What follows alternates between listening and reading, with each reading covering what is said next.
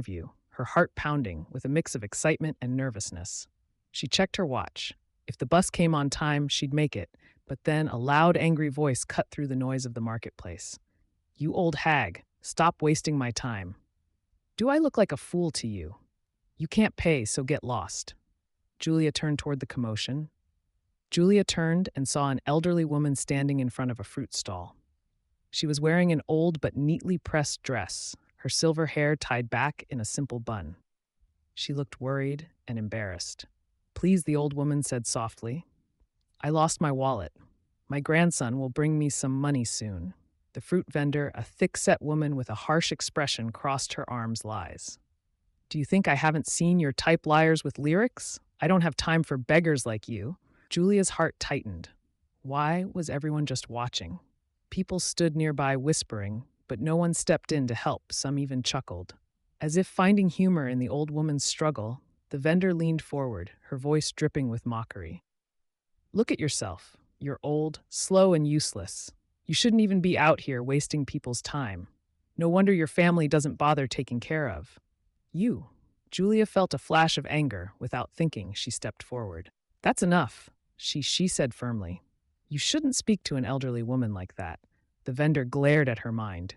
"Your own business, girl. It is my business." Julia shot back. "She just needs a little help, and you're treating her like a thief." Julia reached into her own purse, pulling out some money here. She said, "I'll buy the fruit for her." The vendor snatched the money from her hand and shoved a small bag of apples toward the old woman. "Take it and leave." Julia turned to the elderly woman, her anger fading into warmth. "Here, Grandma," she said gently, placing the bag of fruit into her wrinkled hands. The old woman's eyes filled with tears. She touched Julia's hand with shaky fingers. "Thank you, my dear." She said, "You are so kind." Julia smiled. "It's nothing, really." The woman shook her head. "No, it's not nothing. People don't stop to help each other like this anymore." She took a deep breath, then patted Julia's hand. "My name is Grandma Esther." Julia's heart softened. There was something warm and familiar about the woman, as if she had known her forever. Grandma Esther sighed, glancing around the market.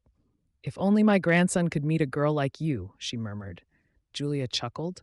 "Why do you say that?" Grandma Esther smiled knowingly. "Because he needs someone with a kind heart."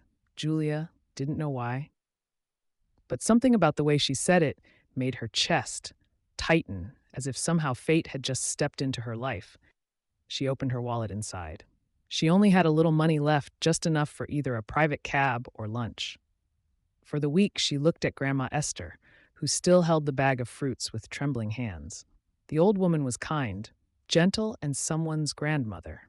She couldn't just leave her standing in the middle of the busy marketplace alone. Julia took the money from her wallet and turned to Grandma Esther with a warm smile. "Take this, Grandma. Use it to take a taxi home." Grandma Esther's eyes widened in concern. "Oh, my dear. No, I can see you don't have much. You shouldn't spend your money on me." Julia shook her head playfully. "It's fine. Really, I'll just walk to the next bus stop and catch another bus. I am rushing for an interview. If not, I would have personally taken you home, but don't worry about me. If I leave now, I won't be late." Grandma Esther studied Julia carefully. There was something about this girl, her selflessness, her warmth. Grandma Esther smiled to herself. She really is different from most people. "Are you sure you won't be late, waiting for another bus?" Grandma Esther asked again, worry lining her face. Julia grinned. "I promise, Grandma. Besides, if I get too rich and successful, I might forget the little people, so being a little late isn't such a bad thing." Grandma Esther chuckled at her playful spirit, but then she grew serious. "Julia, you are a rare kind of woman. A man would be very lucky to have you." Julia laughed lightly. "Oh no, Grandma.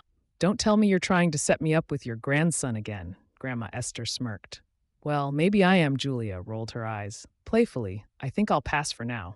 I barely have time for myself." Grandma Esther sighed, but didn't push further at least. "Give me your number. If I ever need help, I know you'll be there." Julia brought out a small notebook, tore a piece, and quickly wrote her phone number. "Of course, Grandma, call me anytime." She gently placed the paper in Grandma Esther's hands, waved one last time, and then turned rushing off towards the bus. Stopped just as Julia disappeared into the crowd. A sleek black Rolls-Royce pulled up at the edge of the market. The market people whispered, staring in disbelief at the old woman. They all shunned close to the luxury car.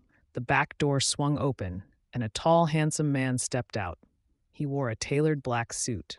His posture straight, his presence commanding, his sharp jawline, piercing eyes, and neatly styled dark hair made heads turn as he walked toward Grandma Esther and gently helped her get into the car. He is none other than Ezekiel Boadu, the CEO of Boadu Holdings. He was one of the richest and most powerful men in the city, but despite his wealth, he rarely smiled, and his eyes were always filled with a cold determination, Grandma. He said firmly, his voice smooth but laced with concern. How many times have I told you not to go out alone without the guards? Grandma Esther sighed dramatically, waving him off. Oh, Ezekiel, I was just taking a little walk. I needed some air. He frowned deeply. In this place with all the risks. What if something happened to you? Grandma Esther patted his hand reassuringly. Well, I am fine. I didn't even realize when my wallet got snatched. Ezekiel's jaw clenched. What, you were out here, all alone without money? She waved it off as nothing. Don't get angry. My boy, a kind young lady stepped in and helped me. Ezekiel's eyes softened slightly. Who, a kind-hearted young woman? She was rushing for an interview, but still took the time to help me. She even used her last money to get me a cab after she paid for my fruits. Ezekiel's expression remained unreadable, but something in his eyes shifted, as if he was trying to understand why someone would do such a thing. Grandma Esther studied him closely before adding, You should meet her, Ezekiel. She would make a good wife for you. Ezekiel's expression turned cold instantly. Not this again. Grandma Esther folded her arms. Yes, this again. I told you, he said firmly. I will only marry Naomi. Grandma Esther sighed, frustrated. Ezekiel, Naomi Owusu has been missing for 15 years. The Owusu family has tried everything to find her. You have searched for years, and every clue leads to a dead end. Ezekiel's eyes darkened, his voice low and serious. I haven't given up my search. I will find Naomi. Grandma Esther shook her head, placing a gentle hand on his my boy. I know how much you loved Naomi, but what if she's not coming back? What if fate has something else in store for you?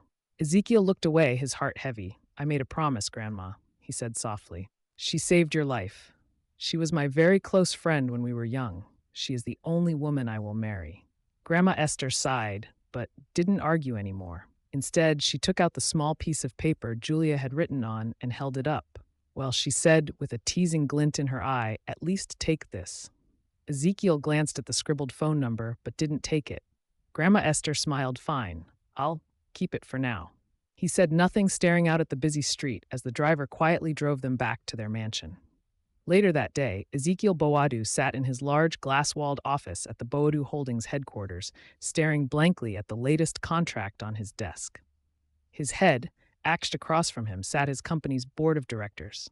His uncle, Mr. Samuel Boadu, and a few senior business partners. Ezekiel, his uncle, said, leaning forward, his voice firm but fatherly, You're one of the most powerful CEOs in this city. But do you know what people see? Ezekiel barely lifted his eyes from the contract. A businessman, Samuel sighed. No, they see a young man without a stable family life. Investors like stability. They want to know the company will be secure in the future. Ezekiel knew where this was going. Mary, Ezekiel, one of the senior partners, chimed in. It will strengthen your reputation, stabilize the company's image, and assure our investors that Boadu Holdings has a long, strong future. Ezekiel's jaw tightened. This wasn't the first time they had this conversation. And then there was Grandma Esther. She had raised him after his parents died. She had been his rock, his only real family left. He would do anything for her, but now even she wanted him to settle down, meet Julia. She had said earlier, although she was a stranger, she barely knew. He sighed, rubbing his head. I will marry when I'm ready. He finally said, and only the woman I choose. Samuel exchanged a look with the others before speaking again. The meeting ended, but the weight of expectations still pressed down on his shoulders. Meanwhile, Julia sat on a bench at the bus. Stopped staring down at the rejection email on her phone. She had missed the interview, her one chance at a better job, at escaping the struggles of her home life, gone. Her throat tightened. She wanted to cry, but she didn't regret stopping to help Grandma Esther. She let out a deep breath, wiped her wet eyes, and forced herself to stand up. I'll find something else, she whispered to herself. I always do. But as she walked home, a dark feeling settled in her chest. Julia stepped through the front door of the small rundown house, her heart sinking the moment she heard her mother's sharp voice. Where have you been, Julia? Barely had time to answer before her mother Agnes stormed toward her, eyes blazing. Did you bring money? Agnes demanded, arms crossed tightly. Julia sighed. Already exhausted, Mom. I told you I had an interview today. I didn't get the job. Her mother's face twisted in anger. So you spent the whole day doing nothing and you didn't bring anything home. What kind of daughter are you? You can't even support your own family. Julia's stomach turned. I'm trying, Mom. I really am. But you don't even work, and Derek just wastes money. Gambling, a loud crash interrupted her words. Her brother Derek had kicked a chair over, glaring at her watch. Your mouth, Julia, he spat. Julia turned on him. No, you watch your life, Derek. You don't work. You just sit around and gamble while Mom defends you. Do you even care that we can barely afford to eat her? Mother grabbed Julia's wrist, her grip tight and painful. You ungrateful girl, she hissed. Do you know how much your brother is suffering? Do you know how much debt he's in? Julia ripped her arm away. That's not my fault. I shouldn't have to fix Derek's mistakes. Her mother smirked coldly. Well, you can, she said. I've already found a way. Julia's heart stopped. What do you mean? Her mother smiled sweetly. The kind of smile that always meant something bad, Mr. Oteng, she said simply. Julia froze, her stomach twisted in horror.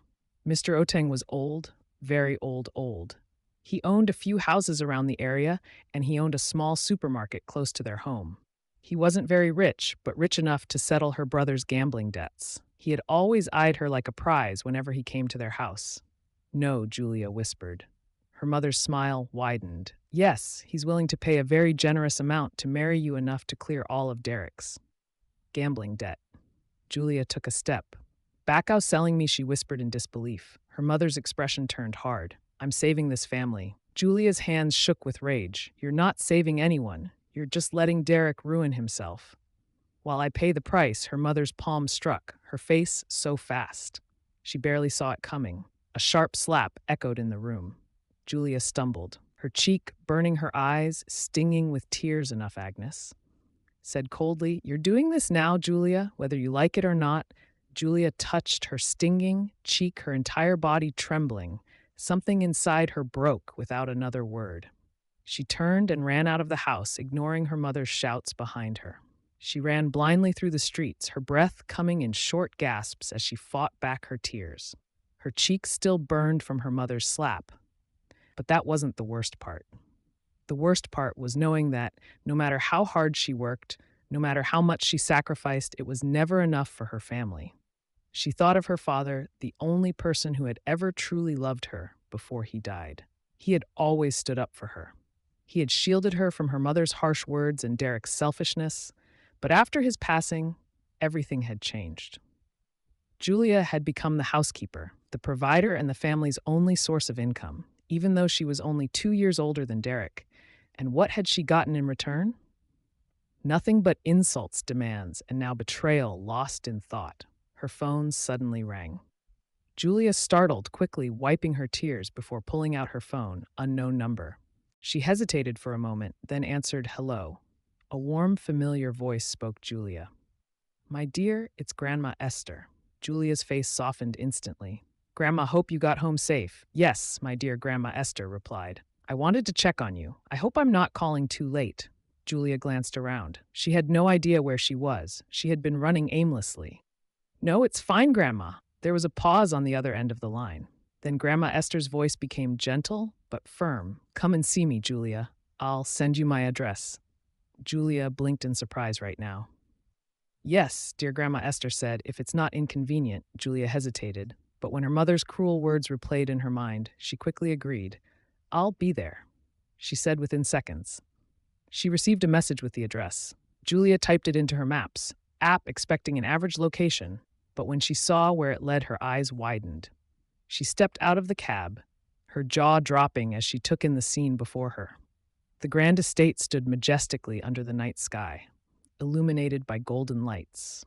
The massive iron gates, adorned with intricate designs, slowly opened as the guards nodded at her politely. She hesitated. "Are you sure this is the right place?" she asked the driver, her voice filled with disbelief. The driver chuckled. "That's the address you gave me. Miss looks like someone you know is really rich." Julia gulped, stepping forward cautiously. The driveway stretched for what felt like miles, lined with perfectly trimmed hedges and luxury cars parked neatly outside. She clutched her bag tightly, suddenly feeling out of place before she could second guess herself. The large oak doors swung open, and Grandma Esther stepped out smiling warmly. "Julia, my dear, you're here," she said happily. Julia slowly walked forward, her gaze still scanning the unbelievable luxury around her grandma. "This is your house," Grandma Esther chuckled. "Yes, dear. I live here with my grandson." Julia's eyes widened further. "Come inside," Grandma Esther urged, leading her through the doors. Julia stepped in and immediately felt overwhelmed. The grand chandelier in the center of the ceiling sparkled like diamonds. The marble floors shone so brightly. She could see her reflection. The expensive furniture, gold, accents, and elegant decor made it look like something out of a movie. Julia exhaled slowly. She had never been inside a house this grand in her entire life.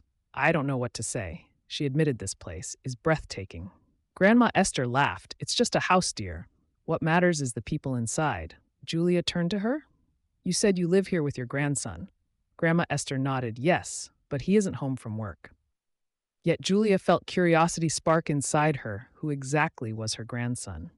Grandma Esther led Julia to a cozy sitting area, far from the intimidating luxury of the main hall. "This is my favorite spot," Grandma Esther said, sitting comfortably. "It's quiet and peaceful." Julia relaxed a little as a housekeeper brought in tea and biscuits as they sipped their tea. Grandma Esther asked about her interview. Julia sighed. "I missed it." Grandma Esther frowned. "Oh dear, I'm so sorry. Which company was it?" "Boadu Holdings," Julia said, stirring her tea. Absently, Grandma Esther's eyes twinkled with amusement, but she said nothing for a moment. Julia didn't notice. "I guess it wasn't meant to be," Grandma Esther smiled knowingly. "You never know, my dear. Sometimes fate works in mysterious ways." Julia sighed and leaned back, feeling a little better. She had expected to feel worse, but something about Grandma Esther's presence was comforting. "Why don't you stay?" the night Grandma Esther suggested. Suddenly, Julia blinked in surprise. "What?" "No, it's already late," Grandma Esther pointed out. Julia stiffened. "I stay," Grandma Esther insisted gently. "It's just for one night. I'll have a guest room prepared." Julia hesitated, but deep down, she didn't want to go home. "Okay," she finally said with a small smile. "I'll stay, Grandma." Esther patted her hand. "Good," Julia exhaled, letting herself relax for the first time in days. Meanwhile, a sleek black car pulled into the driveway. The driver stepped out first, then opened the passenger door. Ezekiel Boadu stepped out, removing his suit jacket and rolling his sleeves up. He was tired, but the moment he saw his grandmother's favorite sitting area lit up from the inside. He frowned. "Grandma's still awake," he murmured. He had no idea that inside the mansion, the woman his grandmother had told him about, the woman she wanted him to meet, was already there, sleeping just a few doors away from his own room. Julia stretched sleepily, feeling the softness of the bed beneath her. For a moment she forgot where she was then, as she opened her eyes and saw the elegant bedroom memories from the night before flooded back. She was in Grandma Esther's mansion. She sat up quickly, glancing at the clock. It was morning already. She had never slept this peacefully before. And yet the dull ache behind her eyes reminded her of the past that never quite let go. Sometimes, ever since the accident, she would wake up disoriented, flashes of memories she couldn't place flickering and vanishing before she could hold on to them. The doctors had said it might never fully go away, but she had learned to live with it, to carry the blank spaces in silence. There was a soft knock on the door. Before a maid entered, "Good morning, Miss Julia," the maid said with a warm smile. "Madam Esther asks that you join her for breakfast in the dining hall." Julia nodded quickly, getting out of bed. She freshened up and changed into the simple clothes she had brought along. As she made her way downstairs, she took a deep breath, still unable to believe she was here. She entered the grand dining hall, where Grandma Esther sat gracefully at the head of the table, but she wasn't alone. Sitting beside her was a tall, handsome man dressed in a white designer shirt. His sharp jawline, neatly styled hair, and deep-set eyes gave him an air of authority and power. Julia froze in shock. She knew that face, Ezekiel Boadu, the CEO of Boadu Holdings. Her heartbeat quickened. He's Grandma Esther's grandson. Ezekiel looked up at her, his face unreadable. Grandma Esther beamed. Julia, come sit. Dear Julia slowly walked over, trying to calm herself. Grandma Esther gestured between them. Ezekiel, this is Julia. The kind young woman I told you about. Ezekiel's expression didn't change. He simply nodded. I remember Julia, nervous under his intense gaze, quickly said, it's nice to finally meet you. Ezekiel nodded again but remained silent. Then Grandma Esther spoke again. Ezekiel, dear, she said sweetly. Julia needs a job. Julia's eyes widened.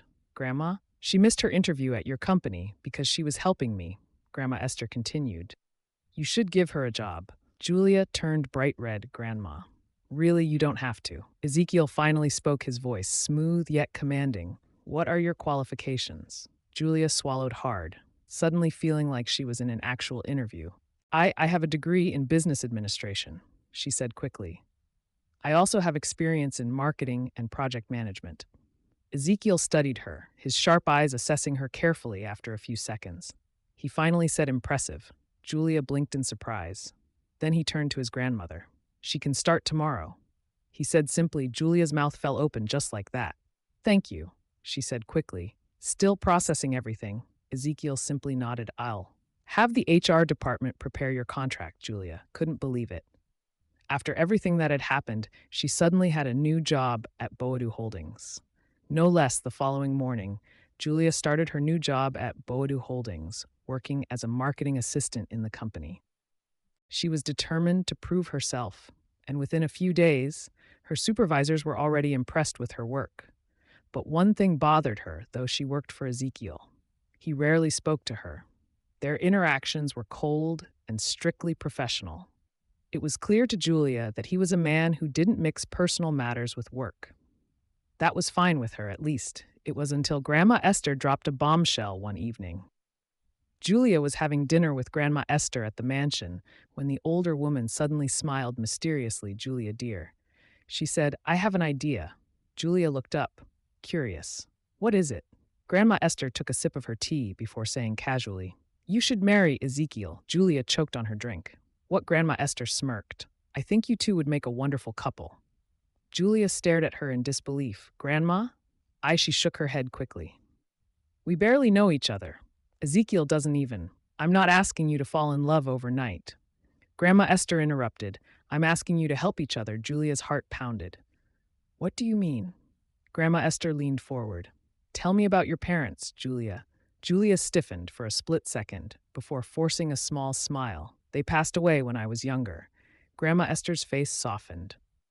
I'm sorry to hear that. So you live alone? Julia nodded quickly. Yes, I do. She kept her voice steady, but inside her heart was racing. She knew what her mother and Derek were capable of. If they knew about Ezekiel and his grandmother's wealth, they would try to extort them immediately. Her mother would show up crying, demanding money. Playing the victim, Derek would pretend to be desperate, promising to change only to waste. Everything gambling again. She refused to let that happen. She had already seen the disapproval in Ezekiel's eyes, the way he clearly didn't trust her. She didn't want to prove him right, so she kept the truth. I see, Grandma Esther said gently. That must be tough, Julia simply smiled. I managed. Grandma Esther studied her for a moment before speaking again. Well, I think you and Ezekiel should get married. Julia's breath hitched. She had no way out. She knows what her mother is capable of, and Mr. Oteng wouldn't stop until he had her. Grandma Esther was right. Marrying Ezekiel would protect her, and if she was being honest, a part of her was attracted to him. She wasn't sure if she could call it love, especially knowing he didn't feel the same way. But there was something about him that made her heart race. Taking a deep breath, she nodded slowly. I'll do it. When Grandma Esther told Ezekiel her proposal, he immediately refused to marry her. No way. You know, Naomi is the one for me, he said coldly. Grandma Esther sighed. Ezekiel, be reasonable. This will give Julia a family and help you. Ezekiel stiffened. He knew she was right. The board wouldn't pressure him anymore. Investors would trust him more, and most importantly, he could use this as a temporal fix to stall for time. After several minutes of silence, he finally spoke.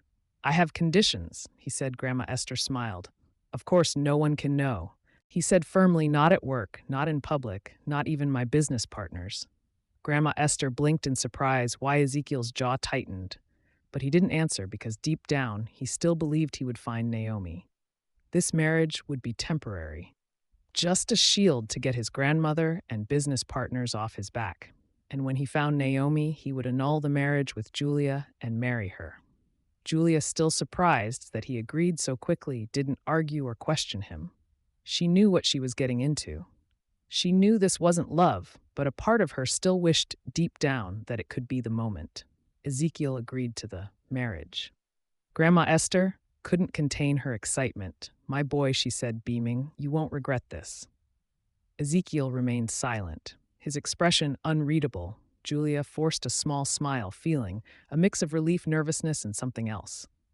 She couldn't quite name. Grandma Esther held Julia's hands. I know you'll take care of him, she said warmly, and I know he'll take care of you too, even if he doesn't realize it yet. Julia swallowed hard. She wasn't sure about that. Ezekiel had made it very clear that this marriage was nothing more than an arrangement. Still, she nodded. I'll do my best. Ezekiel exhaled sharply and turned to his assistant. Prepare everything for the registry. We'll get it done immediately. His tone was cold, businesslike. Julia pretended it didn't hurt. A few days later, Ezekiel and Julia stood before the marriage registrar, signing their names on a piece of paper that would make them husband and wife. On paper, at least, there was no grand wedding, no family members, no friends, just Ezekiel, Julia, Grandma Esther, and 2 legal witnesses. Julia watched as Ezekiel signed his name with practiced ease, as if this was nothing more than another business contract. Her heart clenched, but she didn't let it show. Then it was her turn. She picked up the pen and signed, Julia Owusu Boadu. The registrar stamped the papers and smiled. Congratulations, Mr. and Mrs. Boadu. Julia felt a strange flutter in her chest. At those words, Mrs. Boadu, it wasn't real, but still it felt strange to hear. Grandma Esther clapped her hands, happily pulling Julia into a warm hug. Welcome to the family. My dear Julia smiled softly, the warmth of Grandma Esther's embrace comforting her. Ezekiel stood stiffly beside them, his face impassive. He was already thinking ahead, planning for the day. This marriage would be dissolved once he found Naomi, but for now he had done what was expected with the document signed. They had a small private ceremony at Grandma Esther's mansion.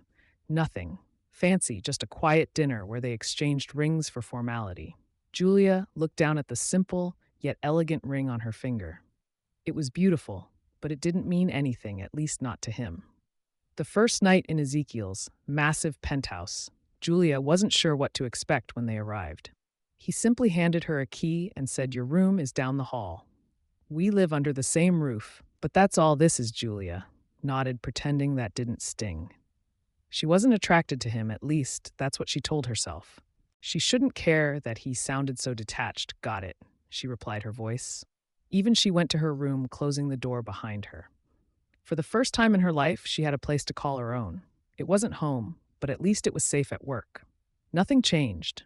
No one knew that Julia was now Mrs. Boadu, not his employees, not even his best friend Nathan Owusu. Julia didn't act like a CEO's wife. She continued working hard, refusing to rely on Ezekiel's money. She didn't ask for luxury cars or expensive gifts. She took the subway to work just like before. She bought her own coffee and worked overtime.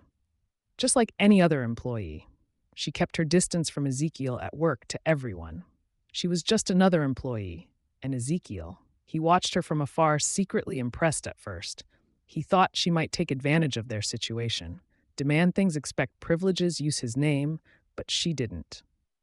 She never even mentioned their marriage once, and for some reason that bothered him one evening. Ezekiel arrived home late after a long day. He expected the penthouse to be quiet and empty, but instead he found Julia sitting on the couch, laptop open, working late. She looked up in surprise. Oh, you're back? He raised a brow. You're still working? She nodded. Yes, I had some reports to finish. He studied her closely. She wasn't watching TV or lounging around in luxury. She was working hard, just like always. He had never met a woman like her before without a word. He turned and went to his room. But that night, as he lay in bed, he found himself thinking about her. She was nothing like what he had expected, and that was beginning to unsettle him. Julia was beginning to feel at peace in her new life. She had a job, she loved a place to sleep without fear, and though her marriage to Ezekiel wasn't a romantic one, it gave her the protection she needed, but peace never lasted long. When it came to her family, it started with a phone call. She was at work when her phone buzzed with an unknown number. She hesitated before answering hello. Julia, a desperate voice came through the line. She froze Derek. Her heart tightened. "What do you want?" She asked, her tone cold. "Julia, please. I need your help. I'm in deep trouble," Derek pleaded. Julia closed her eyes already, knowing what was coming. "How much?" she said flatly. There was a pause. Then in a small, guilty voice, he said, "I owe $2 million." Julia's grip tightened around her phone. $2 million. She repeated in disbelief. "Derek, how did you? I messed up." "Okay," Derek cut in, his voice shaking. "These guys, they're dangerous. Julia, if I don't pay, they'll kill me." Julia felt a wave of exhaustion wash over her. It was always like this. Derek gambled. He begged for money. Their mother defended him. Julia was done, cleaning up his messes. "I don't have the money," she said firmly. Derek scoffed. "What do you mean? You live in a mansion now. You're married to a very rich man." Julia's stomach dropped. "How do you know that?" she asked slowly. Derek's voice turned smug. "Mom found out after she refused to pick any of our calls. We just knew you have selfishly found a luxurious life for only yourself." Julia gritted her teeth. Her mother had always been good at finding ways to ruin her life. "I'm not giving you any money. I do not owe you and Mom anything," she said sharply. Derek's tone turned cold. "Then don't blame me for what happens next." Julia's blood ran cold. The line went dead a few days later. Julia received another call, this time from her mother. "Julia, see my daughter." Her mother's voice was sweet, too sweet. "Can we talk?" Julia almost refused, but something told her she needed to end this once and for all. "I'll come," she said. Julia arrived at her home. Her guard up, her mother greeted her with a smile. "Come in, dear. Let's have dinner together." Julia hesitated, but she stepped inside. She barely had time to register the odd smell before she felt her body go weak. Her vision blurred, her legs gave out beneath her. The last thing she saw was Derek's guilty face before darkness swallowed. Her whole Julia woke up with her wrists tied to a chair, her head pounded. She tried to move, but her body still felt weak from the drug. "She's awake," a deep voice said. Julia snapped her head up. She was in a dimly lit hotel room, and sitting across from her, a sleazy smile on his face, was Mr. Oteng. Fear clawed at her throat. Finally, he said, his hungry eyes scanning her. "I've waited a long time for this, Julia." Julia struggled against her binds. "You have no right," Mr. Oteng laughed. "Oh, but I do. Your mother sold you to me." Julia felt sick. She whispered, but even as she said it, she knew it was true. "Oh, she would," Mr. Oteng said gleefully, "and she did. I paid your brother's debt. You belong to me." Julia refused to cry. She refused to break. "You won't get away with this. I am married. Let me go," she said through gritted teeth. Mr. Oteng just smirked. "And who's going to stop me?" "Your fake husband, then." As if on cue, the door burst open, and standing there, fury burning in his eyes, was Ezekiel Boadu. Mr. Oteng barely had time to react before Ezekiel grabbed him by the collar and slammed him against the wall. "You dare touch my wife." Ezekiel's voice was dangerously low. Mr. Oteng gasped, struggling against Ezekiel's grip. I paid for her." Ezekiel's jaw clenched. "She's not for sale." Then without another word, Ezekiel punched him in the face. Julia flinched at the impact. Mr. Oteng crashed to the floor. Groaning, Ezekiel turned to Julia, his anger softening slightly. He quickly untied her hands. "Are you okay?" Julia nodded shakily.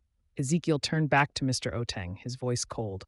"If you ever come near her again, I'll make sure you regret it." Mr. Oteng stayed silent, holding his bleeding nose. Ezekiel grabbed Julia's hand, leading her out of the room without looking back. The ride home was silent. Julia kept stealing glances at Ezekiel, waiting for the explosion, waiting for him to say, "You lied to me." She had told him. She was an orphan. Now he knew the truth.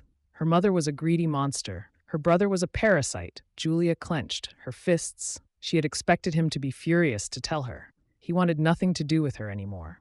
Instead, he simply asked, Did they hurt you? Julia blinked, startled. No, you came just in time. He didn't press for more. He didn't demand an explanation. Instead, he just said they won't touch you again. I made sure of that. Julia's heart ached. He wasn't angry. He didn't blame her. He just wanted to protect her. Something deep inside her shifted for the first time. She realized she had fallen completely in love with him, and there was nothing she could do about it. Julia had never felt as safe as she did when Ezekiel rescued her from her family's cruelty. For the first time, she felt like she truly belonged somewhere, that someone cared enough to fight for her. And in the days that followed, Ezekiel's cold demeanor began to change. He wasn't as distant as before at breakfast. He would ask how she was feeling at night when he returned home from work. He would check if she had eaten. It was small things, but they meant everything to Julia, and it gave her hope. Maybe, just maybe, he was beginning to feel something for her too. Maybe he was falling in love with her, just as she had with him. But hope was a dangerous thing, because just when Julia thought she was truly happy, her world came crashing down one evening. Ezekiel was at a formal charity gala representing Boadu Holdings. When an announcement changed everything, we are pleased to introduce Miss Naomi Owusu. The host declared. The room fell silent, gasps echoing across the hall. Naomi Owusu, the long-lost heiress of the influential Owusu family, Julia, wasn't at the event, but the news spread quickly. The story was all over the media. The next morning, Naomi Owusu, who had been missing for 15 years, had finally been found. She had grown up in an orphanage before DNA tests confirmed her identity. Her parents were overjoyed to have her back, and what caught Julia's attention the most, the article mentioned that Naomi had been engaged to Ezekiel as a child. Before she was taken away, that wasn't all. There was also an official press release confirming Naomi's return. The Owusu family made a public statement welcoming her back into their lives and thanking everyone who had helped in the search over the years. Julia's heart sank, and although she was happy that the Owusus had their daughter back, she could not help feeling lost. Ezekiel had spent his entire life searching for her, and now she was back. That meant their marriage was over the moment. Ezekiel heard the news. He couldn't believe it. Naomi. After all these years, he had searched for her everywhere, followed every lead, but they had all turned into dead ends. Yet here she was alive. Ezekiel needed to be sure. He needed proof that she was truly Naomi, so he began spending time with her. He visited the Owusu mansion. He tried to recount childhood memories with Naomi, but she always shook her head, a sad look in her eyes. I'm sorry, Zeke, she said softly. I don't remember much. It's been so long. Ezekiel didn't mind. We'll create new ones. He told her Julia felt sick when she read that line in one of the gossip magazines. Ezekiel had spent years waiting for Naomi, and now he was ready to start over with her as long as she was back. That was all that mattered to him. Julia didn't stand a chance at first. Julia tried to convince herself. It didn't matter. He never loved me anyway. She told herself, I was just a stand-in, but the pain didn't listen. She saw the way he smiled with Naomi, how he looked at her like she was his world. She watched from a distance as he spent more and more time away from home. She heard him take calls late at night, his voice gentle, when speaking to Naomi in a way it had never been with her. Julia felt like a fool. She had let herself believe just for a moment that Ezekiel cared about her, that maybe, just maybe, he could love her the way she loved him, but she had been wrong, terribly wrong. She was just a temporary replacement. Julia knew she never stood a chance against Naomi. Naomi was his childhood love. She was the one he had been searching for all his life. She was just a convenience, a temporary placeholder until Naomi returned. Now that Naomi was back, Julia was nothing. She was just the woman. He had married out of duty, not out of love. And the worst part, it hurt more than she ever imagined it. She hadn't planned to fall in love with him, but she had one evening. Julia was walking past the private lounge in their penthouse. When she heard Ezekiel's voice, she wasn't trying to eavesdrop, but his words froze her in place. I can't believe you're really here, he said softly. Julia's heart squeezed. Then came Naomi's voice, just as soft, just as familiar. I always knew you'd never give up on me. Zeke. Julia's throat tightened.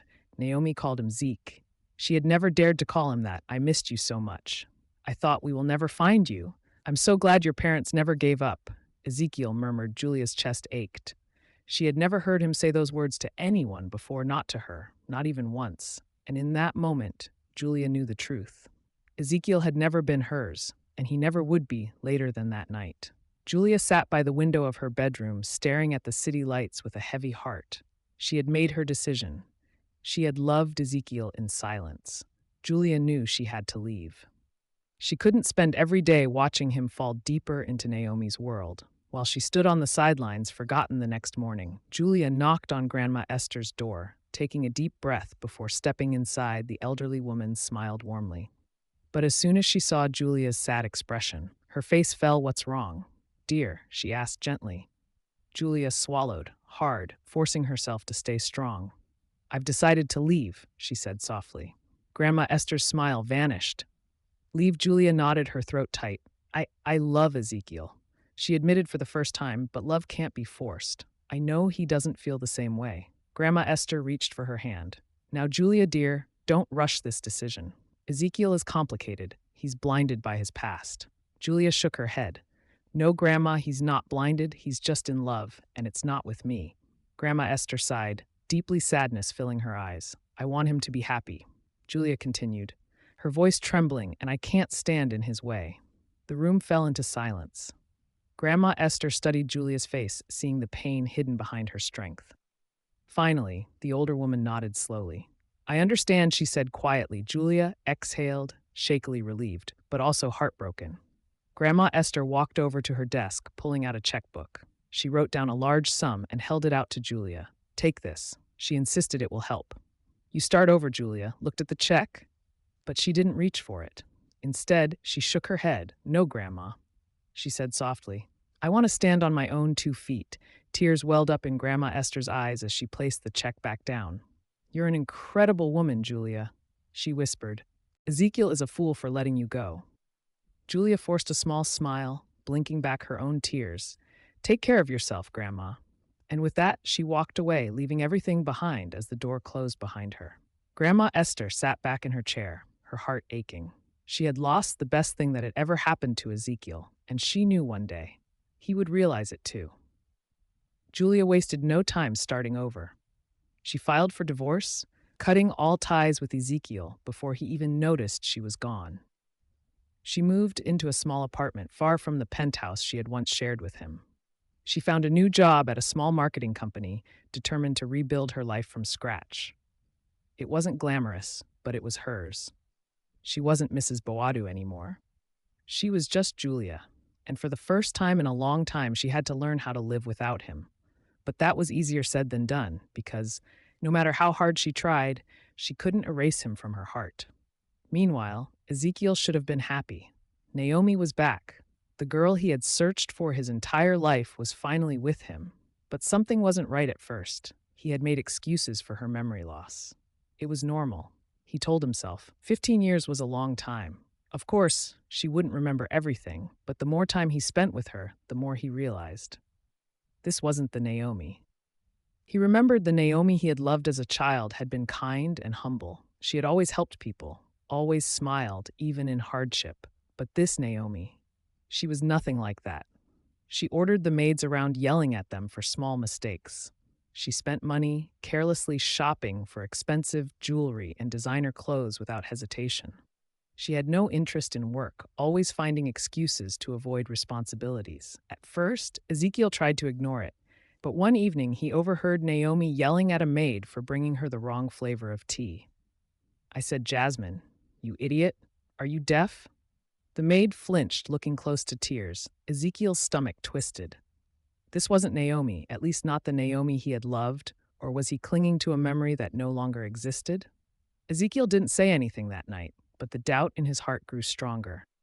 He wanted to believe Naomi was who she said she was. He wanted to trust the DNA test the Owusu family had done, but deep down, he couldn't shake the feeling that something was very, very wrong, and he was starting to wonder. Had he made the biggest mistake of his life? Ezekiel sat at his desk, staring at the DNA report in his hands. His fingers tightened around the paper. Naomi wasn't the Owusu's lost daughter. It had taken him weeks to put the pieces together at first. He had ignored his doubts, convincing himself. That Naomi's changed personality was due to the years she had spent away from her family, the way she had manipulated situations to get what she wanted, but the more he investigated, the more suspicious things became. Ezekiel had gone to the hospital, where the initial DNA test was done, wanting to confirm the results. And that's when he discovered the truth. Naomi hadn't just lied. She had seduced the doctor, convincing him to forge the results. She had taken advantage of the fact that she shared the same first name as the real heiress. It was a carefully planned deception, and the Owusu family had fallen for it completely. She knew they were desperate to find their daughter, and she had capitalized on that fact, but not anymore. Ezekiel was about to expose everything. The Owusu mansion was silent as Ezekiel walked inside. Naomi sat between Mr. and Mrs. Owusu. Looking every bit like the perfect daughter, she smiled up at him, but Ezekiel could see the nervous flicker in her eyes. "Ezekiel, darling," she said sweetly, "you should have called before coming over." He ignored her. Instead, he turned to Mr. and Mrs. Owusu, his voice firm. "I need to speak with you." He said something in his tone made them tense up. "What's wrong?" Mrs. Owusu asked. Ezekiel placed the DNA report on the table, his eyes locked onto Naomi's face. "This test was a lie." He said, "Silence." Naomi's smile faltered. Mr. Owusu frowned. "What do you mean?" Ezekiel's voice hardened. "She isn't your daughter, Mrs. Owusu gasped, her hand flying to her chest. "That's impossible. The DNA test was forged." Ezekiel interrupted. Naomi's face went pale. Mrs. Owusu turned to Naomi. "Tell him he's wrong." Naomi forced a laugh, but her voice was shaky. "Of course, he's wrong. Why would I fake something like that?" Ezekiel's eyes narrowed. "Because you wanted the Owusu name. You wanted their wealth." Naomi's breath hitched. Ezekiel took a step closer, his voice low and dangerous. "I went to the hospital myself. I spoke to the staff, and I had a private investigation done. Remember the doctor you used to forge the fake result?" He confessed, fearing he might lose his license. Naomi's hands trembled. Mrs. Owusu turned to her, tears filled her eyes. "Naomi, tell me this isn't true," she whispered. Naomi looked around desperately, trying to find an excuse, but there was nothing she could say because she had been caught. Mr. Owusu's face darkened. "We lost our daughter once," he said quietly, "and now we've lost her again." Naomi stood up suddenly. "No, enough," Ezekiel cut in. Naomi flinched at the coldness in his voice. She had lost, and she knew it as Ezekiel drove home. That night, his mind was a storm of emotions. He had spent years searching for Naomi, believing she was the only woman he could ever love, and now she was a fraud, and even worse, he realized something far more painful. He hadn't fallen in love with Naomi. The woman he had been in love with was the memories. The girl from his past, the one who had been kind, selfless, and pure-hearted. Naomi had never been that girl, and he had been chasing a dream that never really existed. But as he stepped into the empty penthouse, a different ache filled his chest. Julia, the real woman who had unknowingly come to love and care about the one who had cared for him even when he had been too blind to see it. She was gone the next morning. Ezekiel sat in his office, feeling a rare sense of relief. Naomi was exposed. The Owusu family was free from her lies, and now he could finally move forward.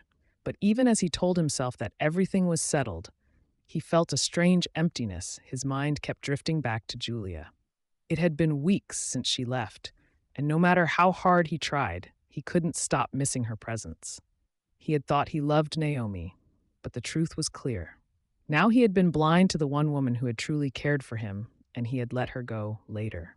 That evening, Ezekiel was about to leave his office when his private investigator walked in, looking unusually tense. "Sir," the investigator said, placing a folder. "On the desk, I found something you need to see." Ezekiel frowned. "What is it?" The investigator hesitated. A blood donation record from years ago. Ezekiel's heart skipped a beat, his grandmother's accident.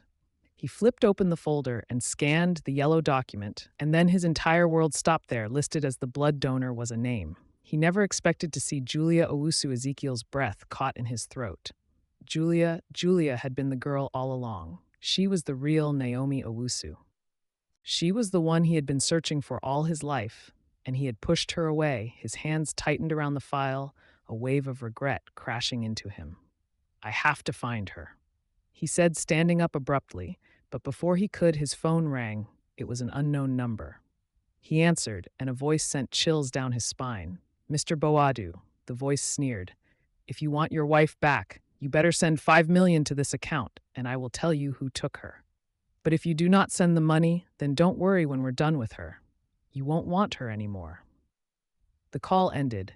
Ezekiel's heart stopped. Julia was in danger, and this time he wasn't going to lose. Her Julia woke up groggily, her wrists bound tightly behind her. Her head throbbed as she tried to piece together what had happened. She had received a call from her mother, Lady Agnes, to meet her urgently, and although she knew her mother had always been up to no good, she didn't want to ignore her completely. She had agreed to meet her out of respect. Then, as soon as she got to the said location, a van had suddenly pulled up, and before she could react, a cloth had been pressed against her mouth now. She was in a dark, filthy warehouse, and standing in front of her was Naomi. Julia's stomach twisted in horror. Naomi's face was twisted in pure rage. You really are a nuisance, she sneered. Julia glared up at her. What do you want, Naomi? Let out a cruel laugh. Oh, sweetheart, it's not about what I want, it's about what Ezekiel doesn't get. Julia's blood ran cold. Naomi smirked. You see, I can't have you running back into his arms. Ezekiel is mine, and if I can't have him, then you won't either. So I've made sure that won't ever happen. She snapped her fingers, and suddenly a group of dangerous-looking men stepped into the room. Julia's chest tightened in terror. Naomi crouched down, whispering in her ear, Gentlemen, enjoy her all you want after tonight. Ezekiel will never want you again. Julia struggled against the ropes, panic gripping her. But before she could scream for help, a new voice made her freeze. Well, came a familiar mocking voice. Julia turned and felt her heart break all over again. Her mother, Madame Agnes, stood at the doorway. Smirking, Julia's body went numb. Mom, she whispered, you're working with her. Madame Agnes shrugged. Naomi offered me a good deal. Julia felt sick. You're selling me out to a stranger, she asked in disbelief. Naomi laughed. Stranger? Oh, Julia. Didn't your mother ever tell you the truth? Julia's breath caught. She turned back to Agnes, eyes wide with confusion. Her mother smirked. You're not even my real daughter, Julia. Felt like the air had been sucked out of the room, what she choked out. Agnes folded her arms. I found you 15 years ago. You had been in an accident and had lost your memories. You didn't even remember your name or your parents' name when you woke up. You called me Mom, my husband, and I were childless, so we took you in. Then I had Derek, and well, I didn't need you anymore. Julia's entire world shattered. Everything made sense. Now her mother's hatred, her favoritism toward Derek, the way she had always treated Julia like an outsider. Julia closed her eyes, her heart aching in ways she never thought possible. So you never loved me, she whispered. Agnes smirked. You were never mine to love. Tears burned in Julia's eyes. But before she could respond, a deafening crash echoed through the warehouse, and then gunshots. Julia barely had time to react before men in black suits flooded the warehouse, and at the center of them all was Ezekiel, his eyes burned with fury, his body radiating pure rage. Get your hands off my wife, he said in a deadly voice. Naomi took a stumbling step back. Ezekiel, but before she could speak, Ezekiel grabbed her by the wrist and shoved her toward his men. Take her away, he ordered coldly. Naomi screamed, struggling, but it was too late. The police had arrived and she was finished. Julia turned toward Madame Agnes, who stood frozen in place. Ezekiel's eyes darkened. You are not her mother, he said, his voice sharp as steel. You lost the right to call yourself that the moment you sold her out. He turned to the officers. Take her too. Madame Agnes screamed as the police dragged her away. Julia watched in silence, feeling nothing but emptiness. And then suddenly she felt arms wrap around her, warm, strong, safe. Ezekiel. Julia finally let herself collapse into his chest, tears falling freely. He held her tightly, his grip never faltering. I'm so sorry, Julia, he whispered, his voice raw with emotion. Julia gripped his shirt, sobbing against him for the first time in forever. She finally felt like she belonged somewhere, not with Agnes, not with Derek, but with Ezekiel. And this time she wasn't going to let go. Julia sat quietly in the hospital room, her heart pounding as she watched the doctor hand Ezekiel the DNA test results. Her real DNA test? Ezekiel's hands shook slightly as he opened the file, scanning the report with intense eyes. Then he looked up at her. His expression was a mix of relief, awe, and something deeper. It's true, he whispered. You are Naomi Owusu. Julia's heart stopped just for a moment. After Agnes's confession, she had wondered who she really was. Now she finally had her answer. She wasn't the poor, abandoned girl Agnes had treated like a burden. She was Julia Naomi Owusu, the true heiress of Owusu Group. Hours later, Julia stood in front of the grand Owusu mansion, her heart racing. The large doors swung open, revealing Mr. and Mrs. Owusu standing in the doorway. Julia's mother, Mrs. Owusu, let out a soft gasp. Her hands flying to her mouth, Julia felt tears sting her eyes. She didn't remember them, but something inside her recognized them. They were her parents before she could say a word. Mrs. Owusu rushed forward, wrapping her arms around her. My baby, she sobbed, holding her tightly. I thought I lost you forever. Julia closed her eyes, letting the warmth of her mother's embrace wash over her. Mr. Owusu soon joined, hugging them. Both, you're home, he whispered. You're finally home. Oh God, we thank you. Days later, a grand ball was held to announce Julia's return to the world. The true heiress of Owusu Group had come home. The event was magnificent, attended by the richest and most powerful in the country, and as Julia stepped into the ballroom in a stunning white gown, she felt the weight of a new identity on her shoulders. She was no longer just Julia Okoro. She was Julia Naomi Owusu. She was not just Mrs. Boadu. She was the rightful owner of Owusu Group. The night was perfect, but nothing could prepare her for what happened next. As the music softened, Ezekiel suddenly walked onto the stage. Taking the microphone, Julia watched confused as all eyes turned to him. Then he turned to her. His gaze was soft, intense, full of something she had never seen before, with slow, deliberate steps. He walked toward her. Julia's heart pounded, then in front of the entire world. Ezekiel got down on one knee. A collective gasp filled the ballroom.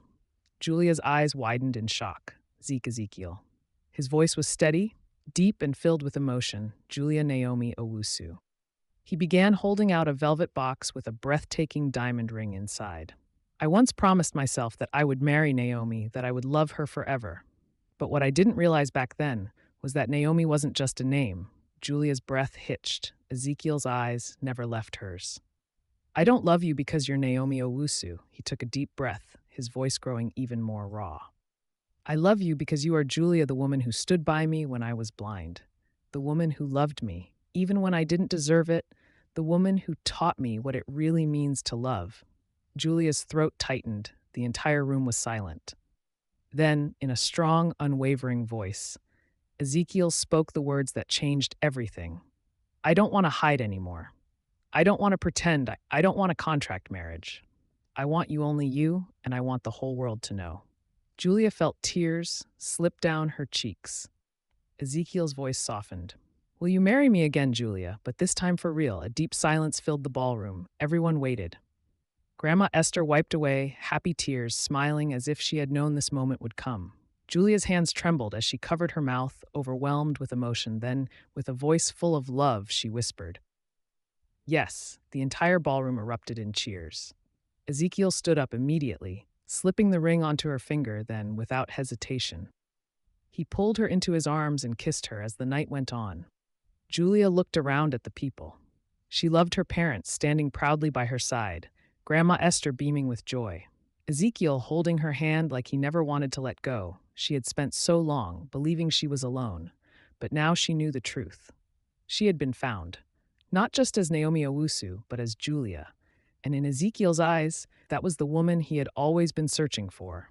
As Grandma Esther watched them dance together, she smiled to herself, two hearts meant for each other.